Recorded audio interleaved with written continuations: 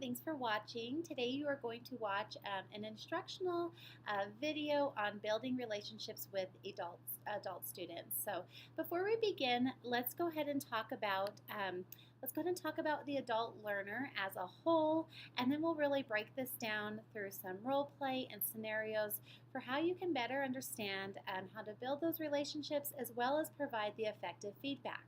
So when we look at the adult learner, we really have to understand that the learning process that they have is really shaped by their adult life and the society and context in which they live. And so really highlights the importance of building those meaningful connections for the adult learner, again through content and positive relationships. So building rapport becomes a really essential component when you're working with an adult learner, and when we look through this video as the role of the instructional coach with a teacher or the adult learner. And so rapport kind of really focuses on that mutual understanding, respect, and communication. Positive rapport will be carried throughout your relationship that you have worked to build and maintain with those that you are supporting through the adult learner relationship. Again, descriptive factors, if we want to look more in depth at rapport, really include caring, bonding, concern, and empathy. It really creates a positive, friendly, cooperative learning environment. And we know that cooperative learning and collaboration really requires that ongoing, respectful relationship in order to meet those desired outcomes and really maintain a goal-focused approach. And again, just to wrap that up, keep in mind equality, choice, voice, communication, and reflection. All really good partnership principles that we can use in kind of carrying on the relationships that we build with adult students, adult learners, and really establishing that great relationship that we can build or maintain as an instructional coach. So the next few scenarios will take us through the role play of different approaches that we can have when working with adult students. So the first scenario is listening. So listening is one thing that we can really look at, that is that you cannot truly listen to anyone and do anything else at the same time. So take a look at this and let's see if that can help you out. I just can't believe they changed the test without even asking us. How could they do that? It sounds like you're concerned. Would you like to talk more? I'm available to talk. Yes, but it's just frustrating. They expect teachers and students to make changes without any notice. I mean, my students work hard to prepare for this test. I know. Something you value in this situation is your students, and I can really hear that. So can we work together to come up with a plan to help prepare your students for success? I would like that, but I'm still frustrated. I understand you're frustrated, but let's do this together because we got this. Okay, so the next scenario we have is questioning. So we just saw a scenario where we focused on listening. Now let's look at a scenario where we can focus on questioning. Questioning, again, moves others more than just statements. So we can tell a teacher, we can give them directives, but questioning, asking questions, engaging in that collaborative role play will really help move a teacher towards the progress that we want them to make. Again, the leader of the future will be a person who knows how to ask. That is a really great quote that can really help us in going forward when understanding the purpose of questions. So take a look at this scenario. Hi, I just wanted to stop by and check in. Is this a good time for you? It's a good time, but I only have about 10 minutes. Okay, great. No problem. It really isn't going to take long. I just wanted to check in and to see how you were doing. Have you had any successes this week on the goal we talked about last week? You know what? Now that you ask me, I did. In fact, today Johnny willingly participated in a group activity. This was a very huge success for him.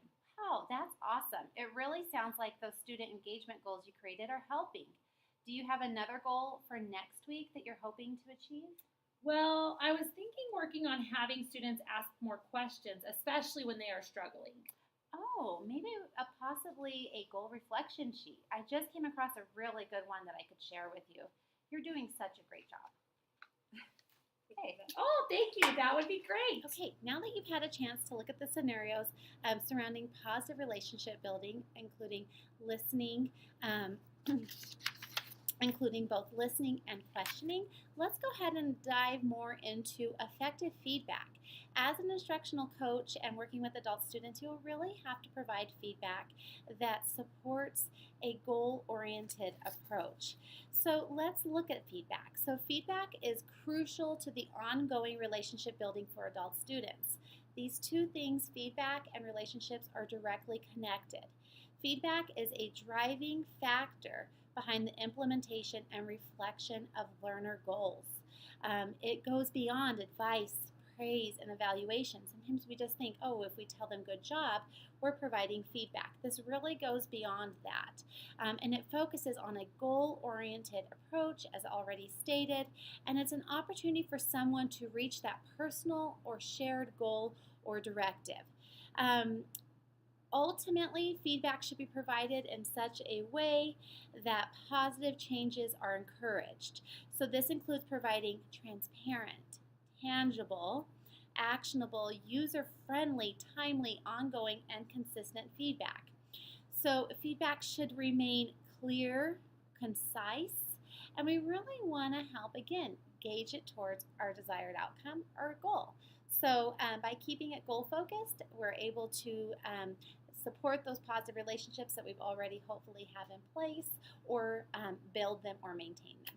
So take a look at the following two scenarios, and it'll help discuss the process or role model the process of effective feedback. So scenario one is going to be improving small group engagement feedback. I know we're meeting today to discuss your concerns with small group discussions. Can you identify the specific problem that you're seeing in this area? Sure. While students are off task, not completing work, and engaging in sidebar conversations, I'm getting worried students aren't taking the work serious and starting to fall behind. Wow, can be a concern, and lack of student engagement can be really difficult for teachers in general. And it's a good goal that we can work together on. When I was able to observe in your classroom this week, I see you're working hard on engaging students by monitoring and moving around, which was really awesome. But students still don't seem to really be responding. So, some ideas that I have after observing that may help you include making work more meaningful, setting up some group norm, rules, or expectations, and your grouping of students. Is there one of these possible solutions we want to pick for our goal this week? I can rearrange my groups. Can you help me look over my roster to see how it would be best to group my students? That would be helpful because then maybe we can work on setting group roles and expectations next. Of course, let's do that. Okay, scenario two is going to be improving classroom behavior management feedback. So, hi, can we check in this week to see how Ethan's doing? I have some really good feedback for you that might help. Yeah, I just can't get him to sit still. He won't work and is starting to distract other students. When I observed in your classroom this week, I did notice that he was sitting in the middle of the classroom. Can I maybe offer you some suggestions? Yes, but not sure it will work because nothing is working. I know, and that can be really frustrating. And I do see that you are trying to encourage him to work in class. Maybe we can start by breaking the assignment down, minimizing his distractions, and I just heard of this great strategy using bubble gum to help students focus. It's supposed to give students some deep pressure sensory input and help them focus better. Is there one of these that you think you would like to try? Well, I do like the bubblegum idea, and I can move his seat. Great. I'll come at the end of next week to observe. Then we can meet to go over the feedback and see if we need to make more adjustments. In the meantime, reach out anytime. You're doing great. Thank you. Okay, now that you've had a chance to see in action what we're talking about, not just through what we're saying, but what we can show you and how this process works, and really engaging in that effective communication, relationships, and feedback. So thank you so much for watching this video presentation of building positive relationships and providing feedback with adult students. Remember, one goal is to prioritize your thinking and actions around the importance of relationship and positive rapport with those that you support. And always listen in such a way that others that others love to speak to you, and speak in such a way that others love to listen to you. If you focus on this and you use this as your guide, you can't go wrong. Good luck. Thank you.